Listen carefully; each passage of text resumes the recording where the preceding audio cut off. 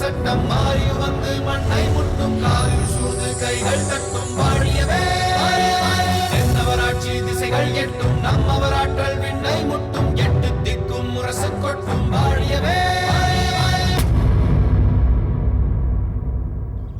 நீ சொல்வதும் சரிதான் அண்ணா. என்னை பற்றியும் தாங்கள் நன்றாக அறிவீர்கள் தானே? மாமன்னர் மீதும் தங்கள் மீதும் எவ்வளவு பாசம் வைத்திருக்கிறேன் என்பதை தாங்கள் அறிவீர்கள் அல்லவா? அன்னையார் என் மீது பொழியும் பாசத்தை என்னை பெற்ற தாய் இருந்திருந்தால் கூட பொழிந்திருக்க மாட்டார். இப்படிப்பட்ட உங்களுக்கெல்லாம் மாறாத கலங்கத்தை ஏற்படுத்தும் செயலில் நான் ஈடுபட நினைத்தேனே, அது யாரால்? அந்த மங்கம்மாவால் தான். ஒரு குளவி புழுவை கொட்டி கொட்டி அந்த புழுவையும் குளவியாக மாற்றி விடுவது போல என்னையும் மாற்ற நினைத்தார். ஆனால் அன்று இரவு உங்கள் கண்ணில் பட்டதால் தான் என் வாழ்க்கை திசை மாறாமல் துருவ நட்சத்திரத்தை நோக்கி பயணம் செய்யும் மரக்கலமாக செல்லத் தொடங்கியது. இப்பொழுது எதற்காக அம்மா அதையெல்லாம் நினைத்து கலங்கிக் கொண்டிருக்கிறாய்? மங்கம்மா எப்படி எதையும் மாற்றக்கூடியவர் என்பதை புரிய வைக்கத்தான் இதை சொல்கிறேன். தந்தையாரோ அவர் தனது சிற்றப்பா மகளானாலும் உற்ற தங்கையாகவே பாவிக்கிறார். மங்கம்மாவும் அதை நன்கு புரிந்து கொண்டு சகல அதிகாரங்களையும் தன்வசப்படுத்திக் கொள்கிறார். விஜயபூபதியின் துரோகம் வெளிப்பட்ட பிறகுதான் சற்று ஒடுங்கினார்.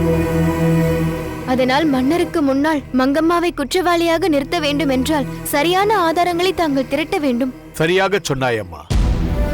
வணங்குகிறேன். நானும் அதைத்தான் சொல்ல வந்தேன். இளவரசர் மீதுதான் தவறு இருக்கிறது. புலவர் பெருமானே, நீங்கள் என் மீது சந்தேகப்படுகிறீர்கள். நான் வேண்டுமென்றே மங்கம்மா மீது பழி போடுவதாக கருதுகிறீர்கள். உங்களை பற்றி அறிந்த எவருமே நீங்கள் அப்படி செய்வீர்கள் என்று நினைக்க மாட்டார்கள். மன்னர் கூட அது உண்மைதான் என்று நம்பி அப்படி கேட்டாரா? இல்லை தங்கையை திருப்திப்படுத்துவதற்காக அப்படி செய்தாரா என்று சொல்ல முடியாது. ஆனால் மலர்கொடி சொன்ன ஒரு கருத்தை நான் அப்படியே ஏற்றுக்கொள்கிறேன். எதை சொல்கிறீர்கள்? மங்கம்மா என்ற பெண் சிங்கத்தை பிடிக்கும் வலை மிகவும் வலிமையானதாக இருக்க வேண்டும். அதற்கான முயற்சியும் சரியாக அமைய வேண்டும். என்ன செய்ய வேண்டும் என்று கூறுங்கள். அந்த சிறை அதிகாரி மங்கம்மாவின் ஆள். அதனால் அவளை காட்டிக் கொடுக்க கூடாது என்று அவளுக்கு சாதகமாக நடந்து கொள்வதற்காக அந்த பழியை உங்கள் மீதே போட்டுவிட்டான். அவன் மங்கம்மாவின் ஆள்தான் என்பதை சரியான ஆதாரத்தோடு சென்று மன்னரிடம் அதை நிரூபித்தால் போதுமே. எப்படி? அந்த சிறை அதிகாரியை மங்கம்மாவின் பரிந்துரையை ஏற்று அந்த பணிக்காக அவனை நியமித்தவன் யார்? படை தளபதி தானே. அவன் வந்து மன்னரிடம் இவனை மங்கம்மாவின் பேச்சை கொண்டுதான் நான் நியமித்தேன் என்று சொன்னால் உண்மை நிலையை மன்னர் உணர்ந்து கொள்வார் அல்லவா? படைத்தளபதி அதை ஒப்புக்கொள்வாரா? கேட்க வேண்டிய முறையில் கேட்டால் ஒப்புக்கொண்டுதானே ஆக வேண்டும். அவன் மூலமாகவே அந்த சிறை அதிகாரியை கொண்டு சென்று அரசர் முன்னால் நிறுத்துவோம். அதுதான் சரியாகும். வாருங்கள் வாருங்கள் போகலாம். புலவர் பெருமானே, அண்ணன் இன்னும் உண்ணவில்லை. உணவருந்திய பின்பு இருவரும் இணைந்து செல்லலாமே. இல்லை மலர்கொடி, என் மீது விழுந்திருக்கும் வீண் பழியை உடைத்தெறிந்து அந்த மங்கம்மா முகத்திரையை கிழிக்கும் வரை எனக்கு ஊன் உறக்கம் எதுவும் கிடையாது. வாருங்கள் போகலாம். வாருங்கள்.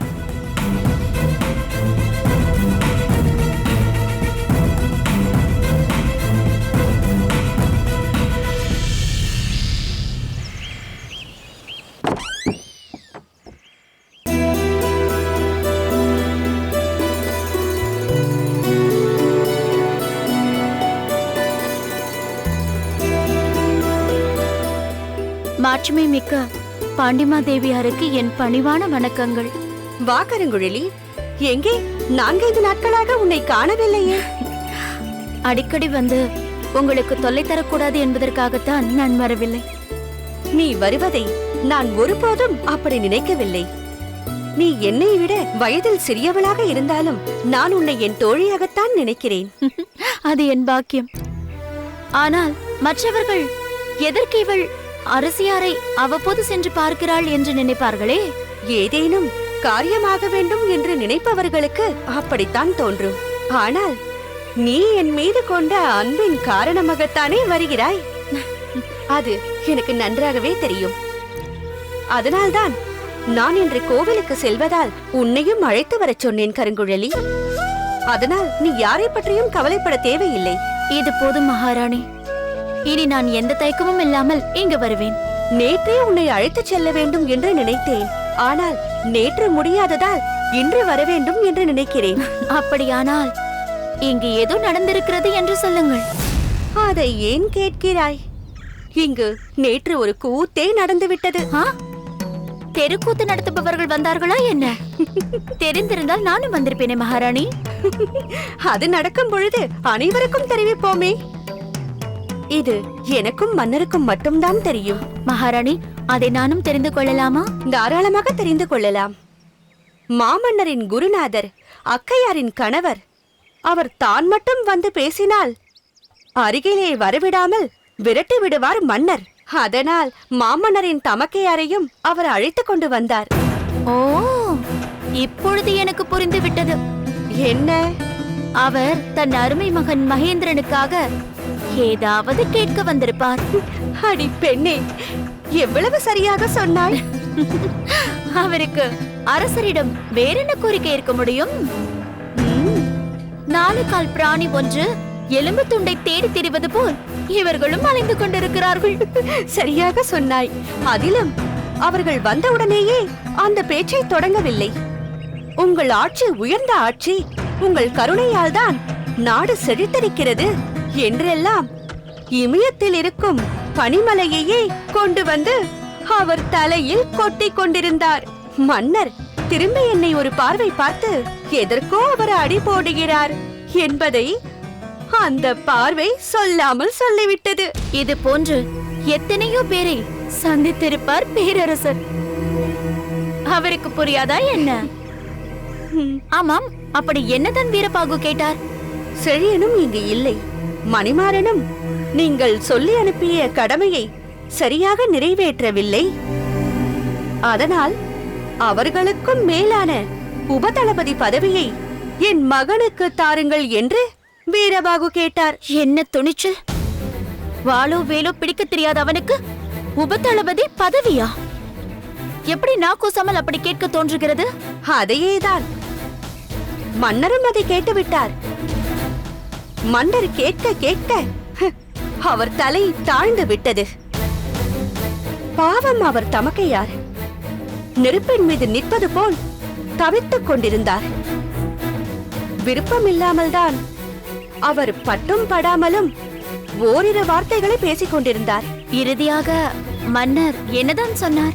நாட்டின் பாதுகாப்பு விஷயத்தில் உறவையெல்லாம் பார்க்க கூடாது என்று அவர் கூறிவிட்டார். அப்படித்தான், நன்கு உரைக்கும்படி கேட்க வேண்டும்.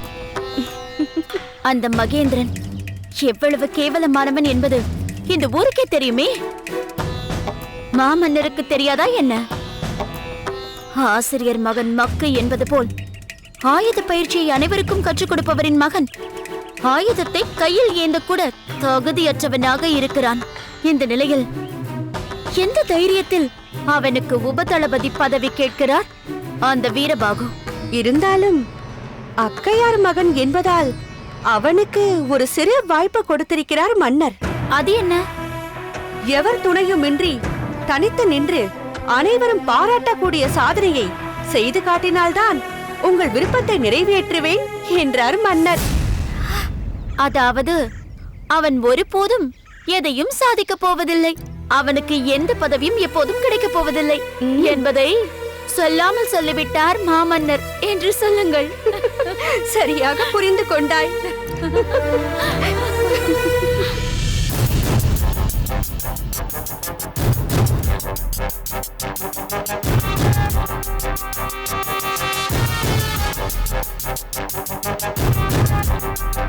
வணங்குகிறேன் இளவரசே. தாங்கள் என்னை அழைத்தீர்களாமே? ஆம், முதலில் அமருங்கள். தளபதியாரே, தங்களை வரச் சொல்லி எவ்வளவு நேரமாகிறது? ஏன் இவ்வளவு காலதாமதம்? நமது வீரர்களுக்கு போர் பயிற்சி அளித்துக் கொண்டிருந்தேன், அதனால்தான் தாமதமாகிவிட்டது. அப்படியா? ஆமாம் இளவரசே. போரில் எதிரியோடு சண்டையிடும் போது நமது கையில் உள்ள வாள் எந்த நிலையில் இருக்க வேண்டும், எதிரி நம்மை தாக்கும் போது அதை தடுத்து அதிலிருந்து எப்படி எளிதாக தப்பித்துக் கொள்ள வேண்டும் என்பதையெல்லாம் செயல் மூலம் விளக்கிக் கொண்டிருந்தேன். அப்படியானால் ஆபத்தான சமயங்களில் எப்படி தப்பிப்பது என்று மற்றவர்களுக்கு சொல்லிக் கொடுத்துக் கொண்டிருந்தீர்கள், அப்படித்தானே? ஆம் இளவரசே. போரில் அது மிகவும் முக்கியமானதல்லவா? போரில் மட்டும்தானா? அல்லது வாழ்க்கைக்குமா? இளவரசே, தாங்கள் என்ன சொல்கிறீர்கள் என்று எனக்கு புரியவில்லை. ஏன் புரியவில்லை? தங்களிடம் பயிற்சி பெற்ற ஒருவன் மிகவும் தந்திரமாக தப்பித்துக் கொண்டானே. குதிரை குப்பர தள்ளியதும் இல்லாமல் குழியையும் பறித்ததாம் எனும்படி தங்களால் தங்கள் மீது உள்ள குற்றத்தை வேறு ஒருவர் மீது திருப்பி விட்டானே. புலவரே, இளவரசர் என் மீது ஏதோ கோபமாக இருக்கிறார் என்று தெரிகிறது. இந்த நேரத்தில் தாங்களும் அவரோடு சேர்ந்து கொண்டு ஊடகமாக பேசினால் எனக்கு எப்படி புரியும்? என்னவென்று சொல்லுங்கள். விஜயபூபதி சிறை வைக்கப்பட்டிருந்த இடத்திற்கு காவல் புரிந்த சிறை அதிகாரி உன்னால் நியமிக்கப்பட்டவன்தானே? அது அது ஆமாம், நான் நியமித்தவன்தான். அந்த அதிகாரியின் பொறுப்பில் இருந்த விஜயபூபதி தப்பித்துச் சென்று விட்டான் என்பது தெரியுமல்லவா? அரண்மனைக்கே தெரிந்த விஷயம் எனக்கு மட்டும் தெரியாதா? அப்படி அவர்களை தப்பிக்கச் செய்ததில் உன் பொறுப்பும் இருக்கிறதல்லவா? இல்லை இல்லை, அவர்கள் தப்பித்து சென்றதற்கு நான் எப்படி பொறுப்பாக முடியும்? அவனை அங்கு நியமித்ததில் உன் பங்கும் இருக்கிறதல்லவா? அதற்கு நீ மங்கம்மாவிடம் எவ்வளவு பொருள் பெற்றாய்? மங்கம்மாவா? அவருக்கும் இதற்கும் என்ன சம்பந்தம்? அவர் எதற்கு எனக்கு பொருள் தர வேண்டும்? போதும், நிறுத்து. நீ எதிரியின் கையாள் என்பது எங்களுக்கு நன்றாக தெரிந்துவிட்டது. உன்னை போன்ற துரோகிகள் கையூட்டு பெற்றுக்கொண்டு எதையும் செய்ய தயாராக இருப்பதால் தான் மங்கம்மா போன்றவர்கள் சிறைக்கு அனுப்பப்பட்ட ராஜ துரோகிகளுக்கு கூட உதவி செய்ய முடிகிறது. அந்த சிறை அதிகாரி சமீபத்தில் தேர்ந்தெடுக்கப்பட்டவன். அதிலும் மங்கம்மாவின் சொல்படி உன்னால் நியமிக்கப்பட்டு விஜயபூபதிக்கு துணையாக அனுப்பப்பட்டவன். அங்கு அந்த விஜயபூபதியும் மங்கம்மாவும் அடிக்கடி சந்தித்திருக்கிறார்கள். இங்கு வளவன் வேடத்தில் இருந்த இருங்கோவேளும் விஜயபூபதியையும் சந்திப்பதற்கு மங்கம்மா போதுமான ஏற்பாடுகளை அந்த சிறை அதிகாரியின் துணையோடு செய்திருக்கிறாள்.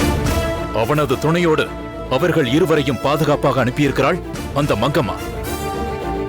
இவ்வளவிற்கும் காரணமாக இருந்துவிட்டு இப்போது எனக்கு எதுவுமே தெரியாது என்று சாதிக்கிறாய். இளவரசே, என்னிடம் இப்படிப்பட்ட கேள்வியை கேட்க தங்களுக்கு எப்படி மனம் வந்தது? நான் இந்த சோழ நாட்டின் நன்மைக்காகவே விசுவாசத்தோடு வாழ்ந்து கொண்டிருப்பவன் அல்லவா?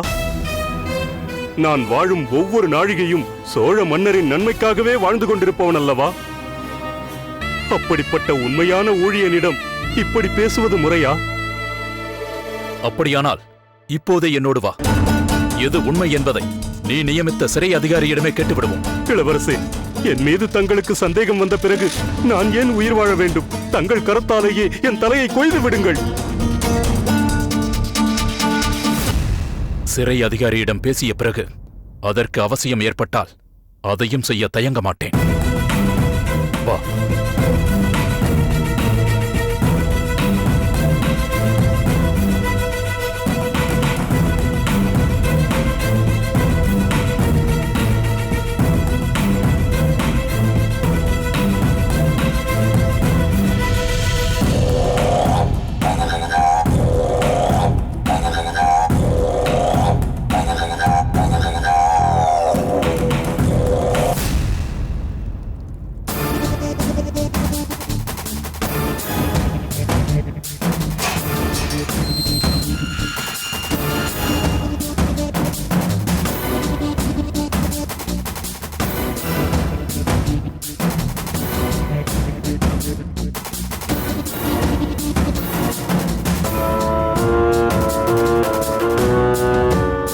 ஓ, என்னை பார்த்த பிறகும் அலட்சியமாக அமர்ந்திருக்கும் அளவிற்கு உனக்கு துணிச்சல் வந்துவிட்டதா?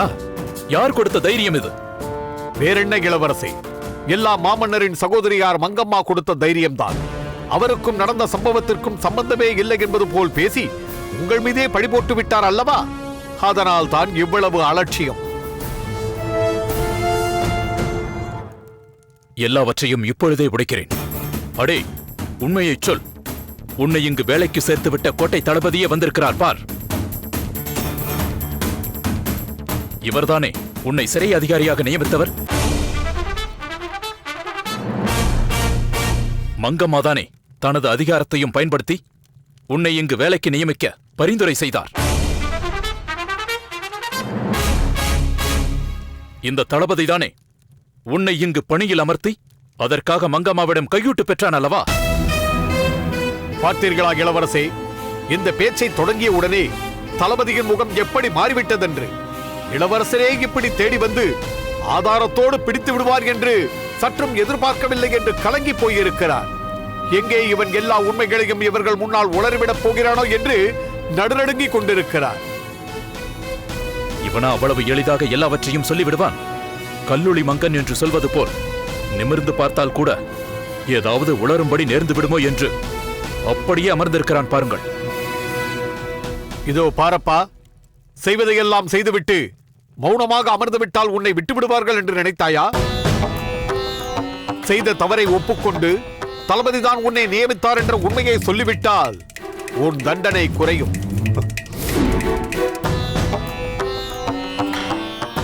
என்ன சொல்கிறாய்? அடே, இப்போதும் ஒன்றும் நேரம் கடந்து விடவில்லை.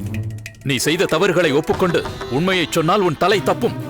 இல்லாவிட்டால் வீணாக உன் உயிரை விட வேண்டிய நிலை ஏற்படும். ஏனப்பா, இளவரசரே வந்து பேசுகிறார், இன்னும் அப்படியே அமர்ந்திருக்கிறாயே? எழுந்திரு.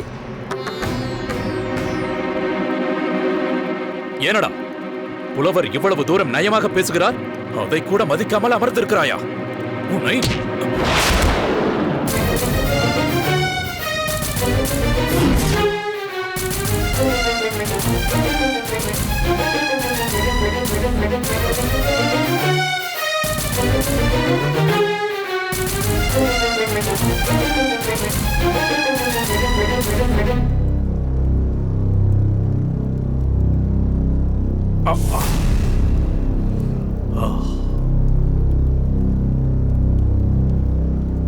இளவரசே, இது கடுமையான நஞ்சு.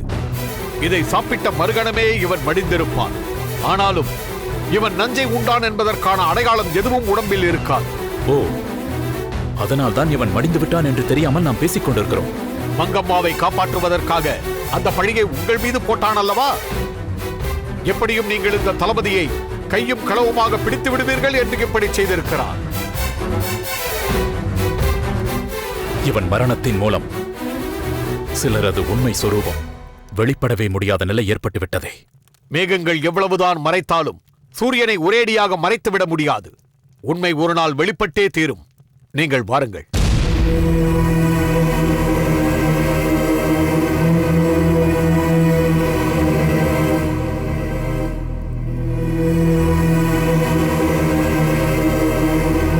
அப்பனே, நீ உன் உயிரை விட்டு என் உயிரை காப்பாற்றி விட்டாய்.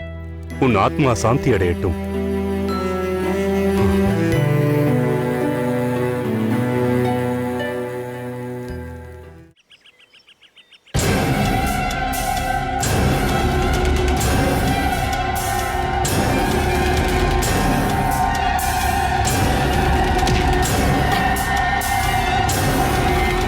வாருங்கள் அழுந்தூர் வேளாரை, வாருங்கள் விஜய பூபதி அவர்களே.